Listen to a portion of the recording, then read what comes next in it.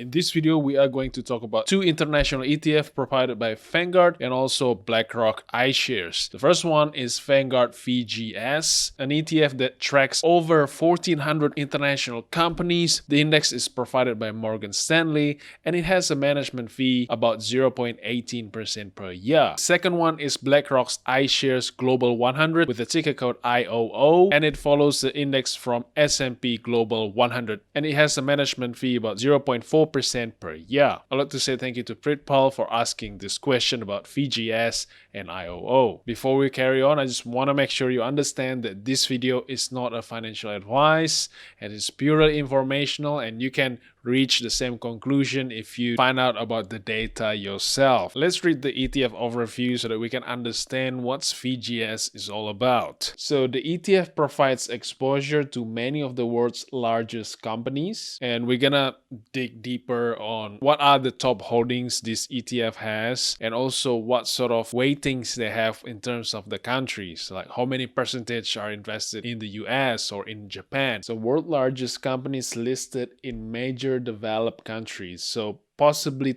they're not investing in the smaller emerging companies, for example the stock exchange in Sri Lanka or Thailand, and it offers low-cost access to a broadly diversified range of securities that allows investors to participate in the long-term growth potential of international economies outside Australia. No, I get it why there's this viral video about what sort of percentage you should put on VAS and VGS. Jeez, I wonder if you need a license for that. But according to Vanguard website, the return since inception for VGS is about 11% per year annualized, and it has inception date since November 2014. If you look at the growth of hypothetical $10,000 since inception of 2014, 10 grand will turn into about 22 grand in 2022. And if you look at everyone that talks about VGS, they always recommend it to be diversified versus IOO that is very narrow for just 100 versus over 1,400 companies. And then they will go through all the past performance, or since for the past 5 years VGS has done this and this,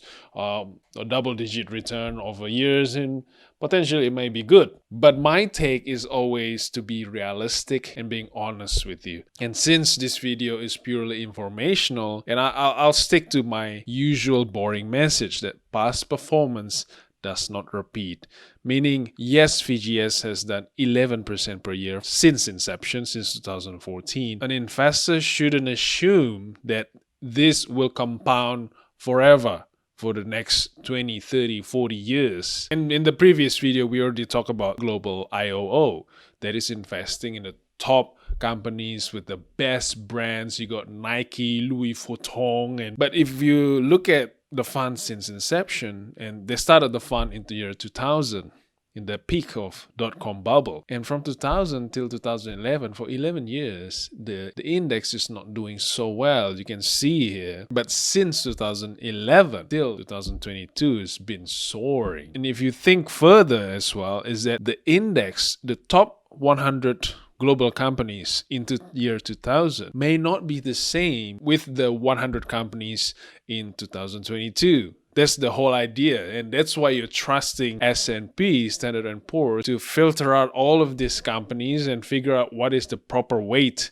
to invest in all of them. For example, right now, the most valuable stock Global IO owns, even VGS also owns the majority of its Apple. Apple made up about 5% of VGS portfolio, and at least 14% for Global IOO ETF, and at least 13% for Nasdaq 100 ETF. But if you think back before all of this iPhone started, I'm not sure when did Steve Jobs introduce iPhone with the whole of this touchscreen. Prior to that, can you believe that the most used advanced handheld device is this machine called BlackBerry, BBM? That's what's trending. That's what the best brand. Everyone is sending everything, attachment, pictures, whatever, through BlackBerry Messenger. And then now, where is BlackBerry? So the idea of everyone, most financial journalists mention about past performance, implying and not telling people upfront that past performance doesn't repeat in the future. I think it's just dishonest. The same thing we already spot out in Global IOO, where they have 10-year return of 15% per year. That is amazing. 10 years since 2012. So post the GFC, and then from 2012 till 2022 has been doing great. But if you look at the since inception from the year 2000, the return is about 3% per year annualized. Now let's get back to the subscribers' question about diversification. Is it better to be diversified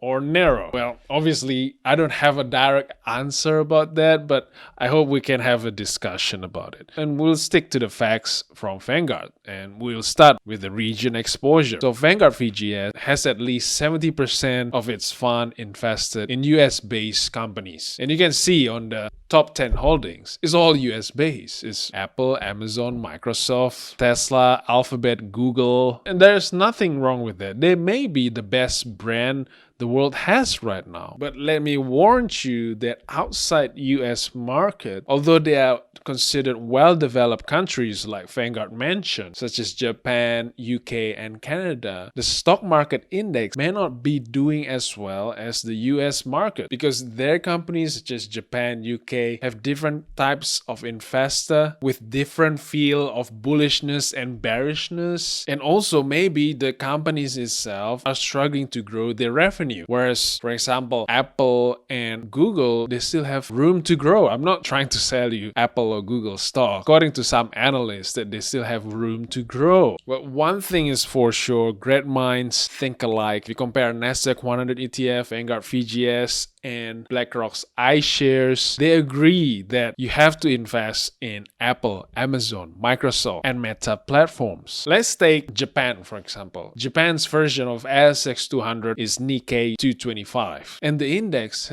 for 21 years, from 1991 till 2012, has a negative return. The investor may receive some dividends, but imagine what happened if you just invest in the top 225 companies for 21 years and you just get a negative return. That must be a devastating retirement. And next we have Canada, which constitutes about 3% of VGS. From 2006 till 2022, the index has done about 3% for over 16 years. But who knows, maybe the companies are giving out return in dividends too.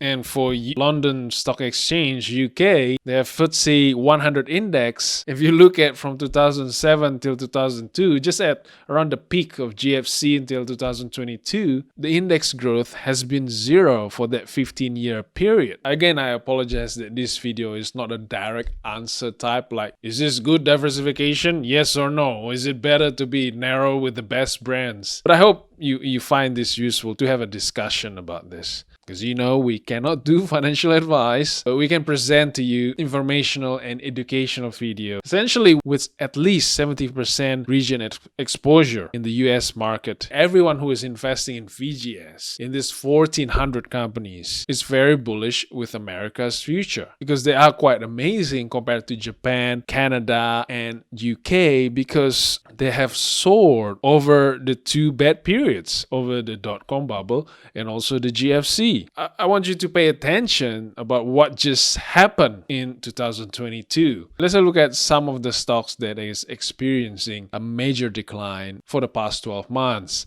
That is Netflix, Meta Platform, and Nvidia. In 2021, when everyone started getting stimulus and everything just keep going up, cryptocurrency keep going up, NFT keep going up, these stocks, these technology stocks, receive very, very high valuation. That's why I said before that past performance doesn't repeat in the future. There's a potential danger that you are investing in the bubble as well, just like what happened in Japan in the early 90s. What happened is that Netflix, Meta Platform received a major correction of at least 50%. And this three companies, if you invest with them, they don't give out dividends. They reinvest those dividends within the business, which something that I just learned recently about business, that it's not always a good idea giving out dividend payouts to the investor. The investor must be happy, but sometimes the business needs capital to grow, and if the business itself can use those excess capital to grow, for example in Netflix, they can use those excess millions of dollars to create more show, another Squid Game, for example.